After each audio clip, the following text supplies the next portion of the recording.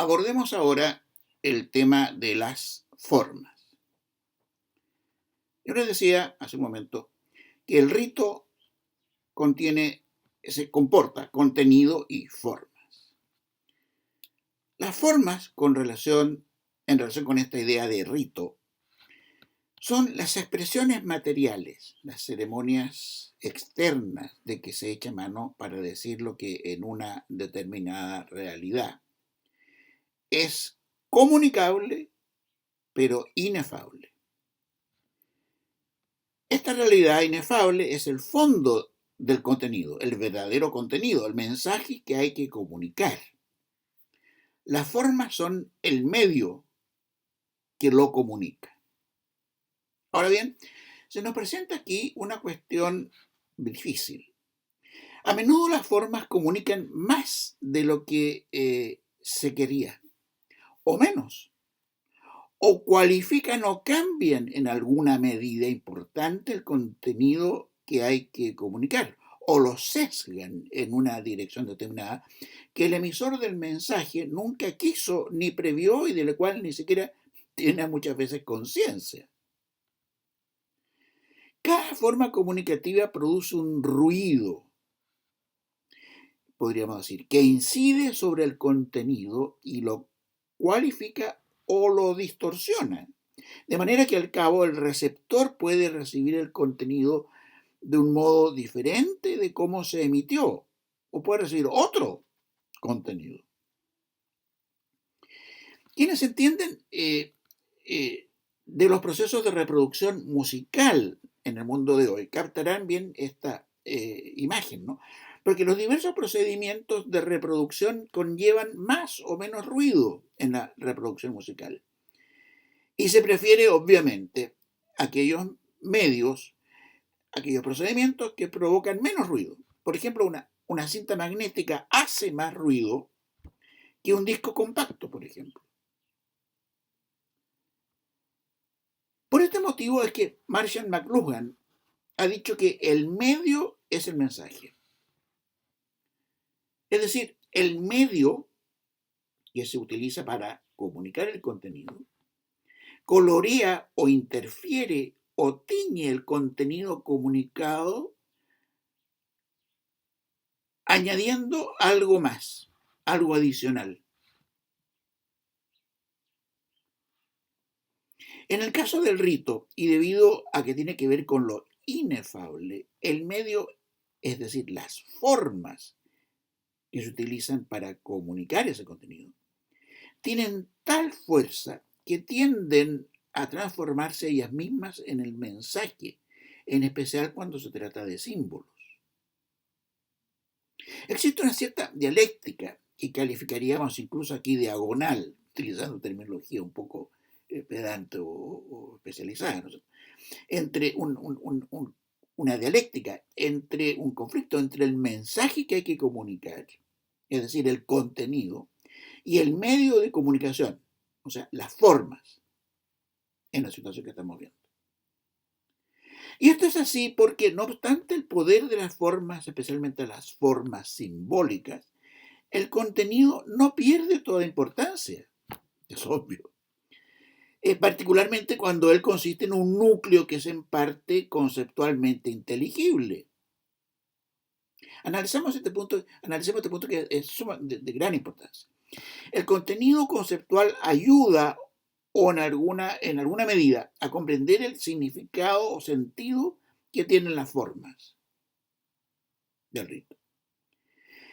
Es el caso, por ejemplo, de un rito religioso que está acompañado por una teología, que es una disciplina racional, conceptual, discursiva, que explica lo que se está haciendo. Imaginémonos un rito de este tipo que consista en encender una gran fogata y en medio de la noche y poner en ella para ser quemado un determinado objeto. Bueno, el contenido conceptual teológico del rito puede explicar que lo que se está haciendo es una purificación y no una destrucción de ese objeto. De este modo el rito cambia de cariz debido a la guía de los conceptos y palabras que lo acompañan. Pero un rito no es una exposición o explicación de teología. El rito no es jamás una comunicación filosófica de un contenido conceptual, aun cuando esta puede ser posible y necesaria, esa comunicación conceptual. En contraste con esto, una lección de lógica formal, por ejemplo, en la universidad, no necesita recurrir ni a ritos, ni a simbolismo, ni excitar emociones. Una lección de teología tampoco, ni una demostración algebraica. En el caso de un rito, una vez inteligido y comprendido el contenido conceptual, queda todavía mucho por aprender, por comprender. Mucho que los conceptos no pueden comunicar. Quizás vendría a cuento recordar en este lugar aquello de Pascal. El corazón tiene sus razones que la razón no entiende. Y recordar también lo que ocurrió a Santo Tomás de Aquino, ¿no? Después de que mientras celebraba una misa a 3 meses de su muerte, tuvo una visión sobrenatural durante la misa. Terminó la misa y no siguió escribiendo una sola línea más de teología,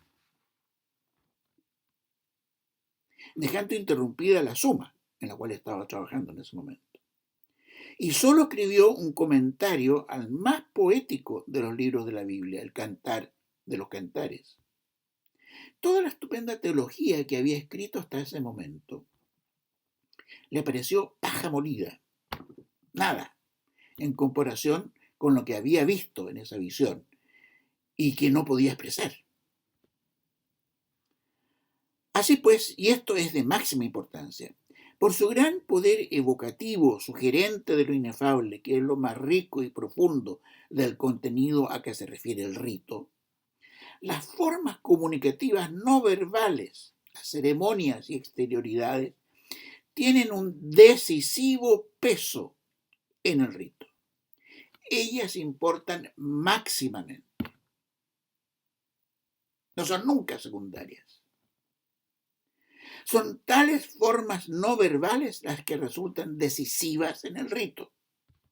Y ellas son las que más comunican de lo que hay de comunicable en la inefabilidad del contenido. Ellas constituyen efectivamente el núcleo del rito, su nudo central más comunicativo y expresivo. Por mucho que los conceptos pueden decir algo del contenido, lo esencial es lo que se hace, más que lo que se dice. Como lo inefable del contenido es el elemento de mayor peso en el rito, es al cabo lo que hace necesario recurrir al rito. Aquel elemento del rito, la exterioridad material que comunica o procura comunicar no verbalmente esa inefabilidad, es lo que al cabo decide lo que el rito expresa y comunica. La suerte del contenido comunicable del rito se juega normalmente en las formas simbólicas, no conceptuales, no en los conceptos. Eso explica que el rito cambia más fácilmente por el cambio de las formas, ceremonias y exterioridades del lenguaje no verbal, que por el conjunto de conceptos que forman parte del mismo. Se puede decir así que un rito depende de modo inevitable y decisivo de las formas. Por eso, cambiadas las formas, cambia el rito.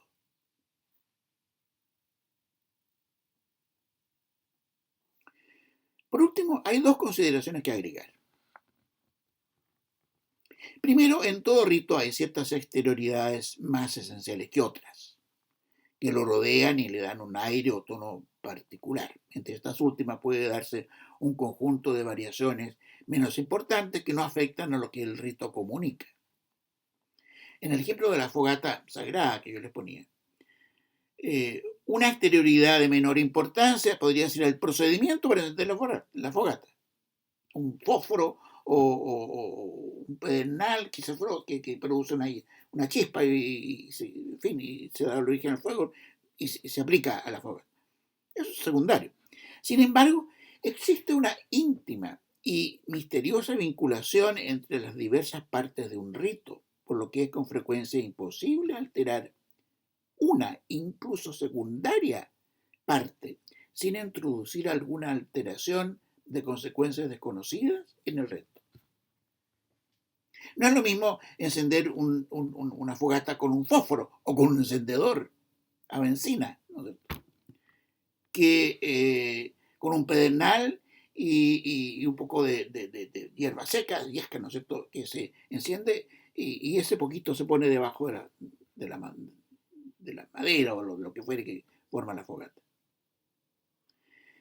El mundo de lo simbólico en que vive el rito es insondable y toda intervención que se haga en él, en ese mundo insondable, está siempre cargada de peligros.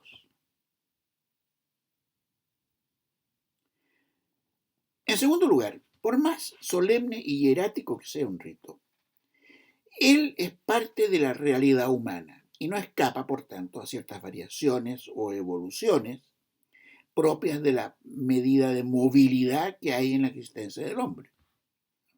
No todo en el hombre cambia, pero hay una movilidad evidente en su desarrollo histórico. Pero la vida y la vida humana cambia siempre por lenta evolución, no por saltos.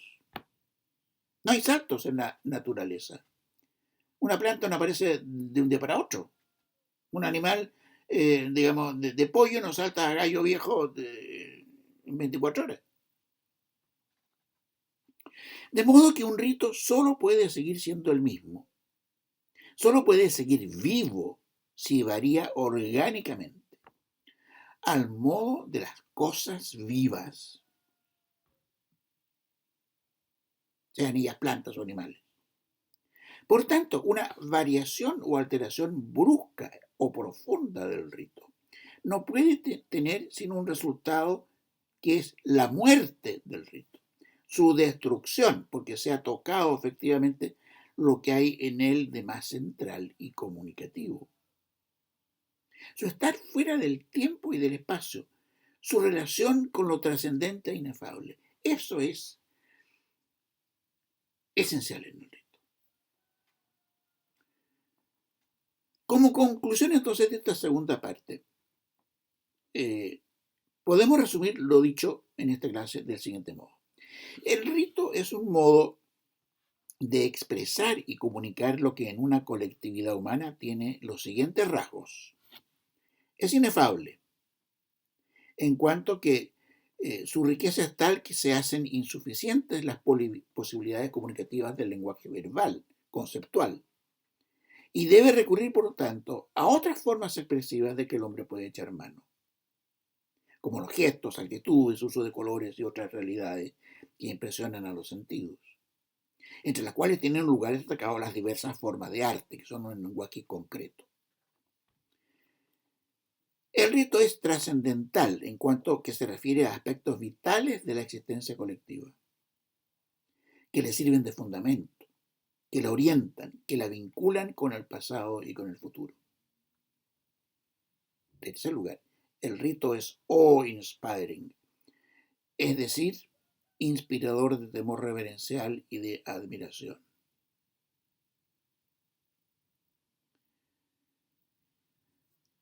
En segundo lugar, lo propio del modo ritual de expresar y comunicar algo es la regulación estricta de los medios o instrumentos o formas de la comunicación, sometiéndolos a una pauta detallada, de la cual quedan excluidas la espontaneidad, la improvisación, la informalidad, la flexibilidad y todas aquellas emociones humanas incompatibles con lo tremendo y lo luminoso, como son, por ejemplo, incompatibles con lo sublime y lo luminoso, lo cómico o lo simpático.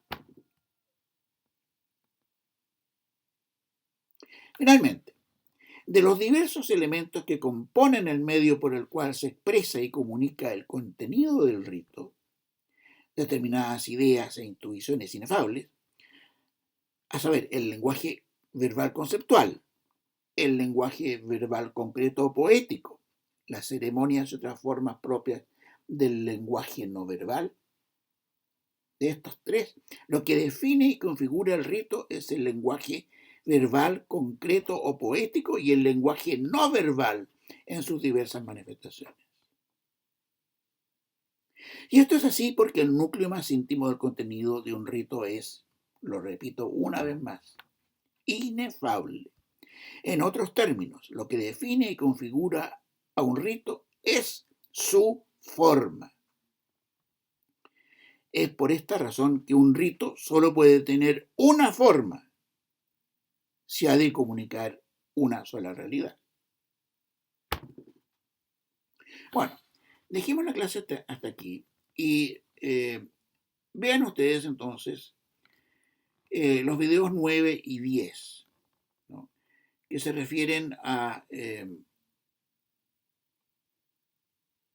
algunos pseudo ritos, ¿no?,